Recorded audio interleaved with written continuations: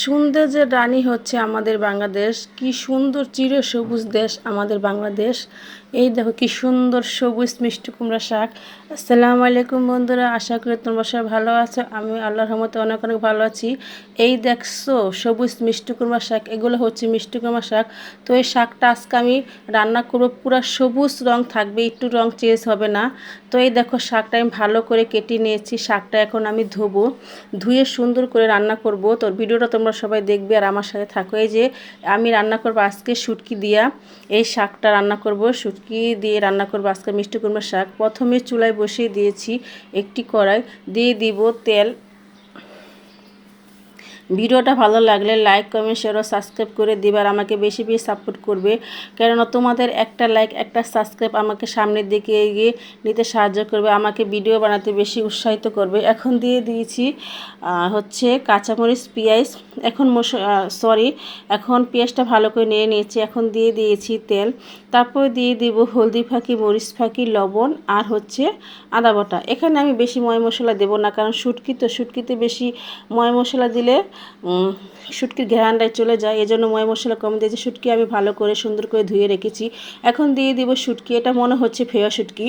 তো কে কে জানো এটা কি শুটকি, আমাকে কমেন্ট করে জানাও। আমার মনে হচ্ছে এটা ফেওয়া শুটকি।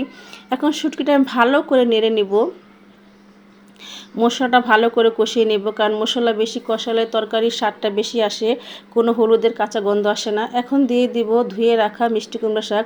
মিষ্টি কুমড়া শাক আমার অনেক পছন্দ। তো এই মিষ্টি কুমড়া শাক আজকে আমি সবুজ সবুজ করে রান্না করব, একটু লাল হবে না, পুরো সবুজ থাকবে। তো এই দেখো আমি ঢেকে রাখবো আধা ঘন্টার মতো। আমার আধা ঘন্টা হয়ে গেছে। এখন দেখো শাকটা প্রায় হয়ে গেছে, আর কিছুক্ষণ সময় লাগবে শাকটা হতে। তো তোমরা কোনো আমার সাথে থাকো আর ভিডিওটা পুরোটা দেখো, না দেখলে বুঝবে না যে শাকটা কি সুন্দর হয়েছে আর খেতে কি দুর্দান্ত লাগবে, তোমরা দেখলেই বুঝতে পারবে। এই দেখো শাকটা প্রায় হয়ে আসছে।